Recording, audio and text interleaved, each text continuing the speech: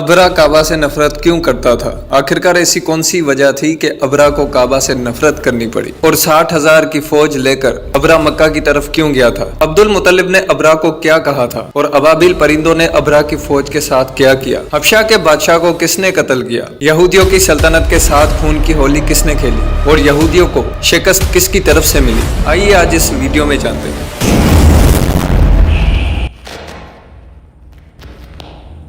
आमुल फील उस साल को कहा जाता है जिस साल में यमन के बादशाह अबरा ने खाना काबा पर अटैक किया था। अल्लाह सुब्हानहू व तआला की किताब कुरान मजीद की सूरह फील में इस वाक़े की तरफ इशारा किया है कि ये वाक़या सन 570 ईसी को पेश आया और मशहूर है कि हुजूर पाक सल्लल्लाहु अलैहि वसल्लम की विलादत भी इसी साल में ही हुई थी। नाज़रीन गिरामी, अबरा काबा से नफरत क्यों करता था और 60,000 की फौज लेकर काबा पर हमला क्यों करवाया था? अबरा ने काबा पर इसलिए हमला करवाया क्योंकि काबा पूरे अरब के लिए सबसे मुकद्दस जगह बन चुकी थी। पूरे अरब के रहने वाले लोग मक्का इबादत करने के लिए आते थे, जिससे कुछ लोग बहुत ही पैसा कमा रहे थे। अबरा को इस बात से बहुत ही हसद होती थी और इस बात पर वो बहुत गुस्सा होता था कि ये गरीब मक्का वाले, ना तो इन लोगों का कोई बादशाह है और ना ही इन गरीबों के पास कोई गवर्नमेंट है, तो ये क्यों पूरे अरब का सेंटर बन चुके हैं। अबरा ने हमले से पहले अपनी सल्तनत यमन के कैपिटल सना में एक बहुत ही बड़ा और आलीशान चर्च बनवाया। अबरा ने चर्च इसलिए बनवाया था कि लोग काबा को छोड़कर उसके पास आए,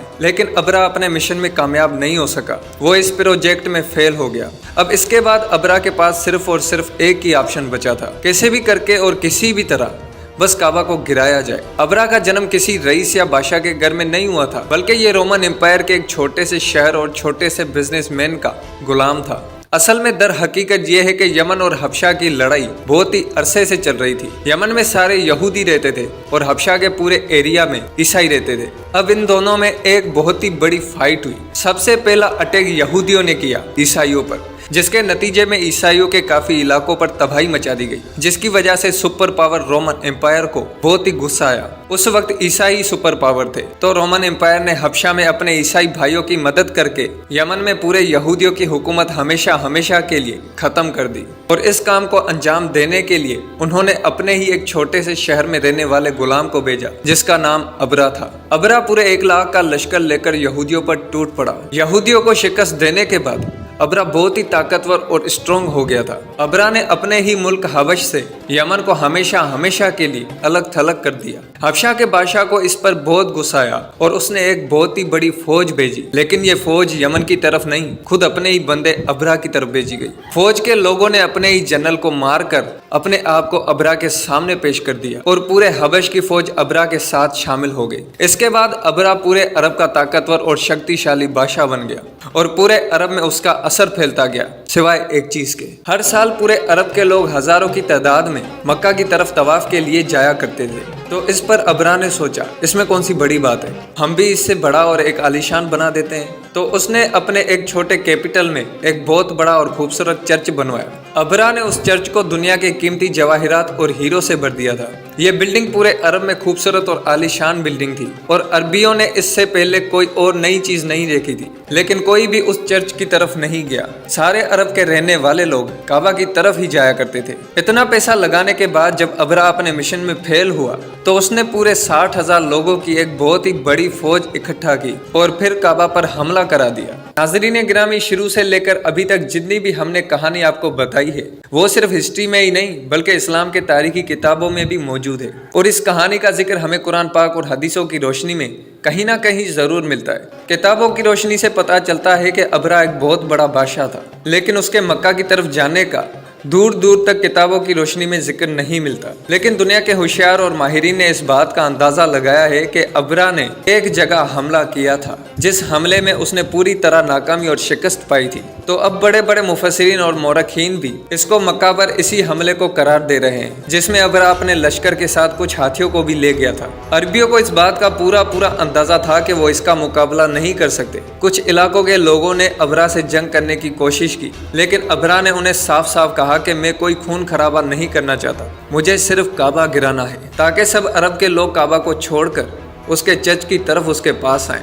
آس پاس سب لوٹنے کے بعد جب وہ مکہ مکرمہ پہنچا تو اس نے ان کے چیف کو بلایا تو عبد المطلب نے آ کر کہا کہ آپ نے میرے چند اونٹ قبضے میں کیے ہیں، وہ مجھے سارے اونٹ آپ لوٹا دیں۔ تو ابرا نے عبد المطلب سے ہنس کر کہا کہ مجھے تو لگا تھا کہ تم بہت دلیر اور بہادر ہوگے۔ تو اس پر عبد المطلب نے کہا کہ میں صرف اپنے اونٹوں کا مالک ہوں، مکہ کا جو مالک ہے وہ جانے اور تم جانو، مجھے بس اپنے اونٹ واپس کرو۔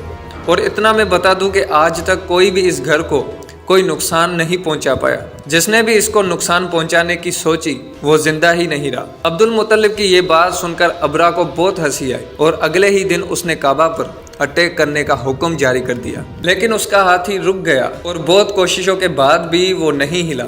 تھوڑی ہی دیر کیا گزری کہ قدرت کے معجزے سے اسی وقت آسمان سے چند پرندے آئے اور ہر ایک پرندے کے منہ میں پتھر تھا۔ مورخین کی تحقیق سے پتہ چلتا ہے کہ یہ ایسے پرندے تھے کہ اس دن سے پہلے نہ انہیں کسی نے دیکھا اور نہ ہی اس دن کے بعد، اور وہ ابرا کے پورے لشکر کو چن چن کر مار رہے تھے۔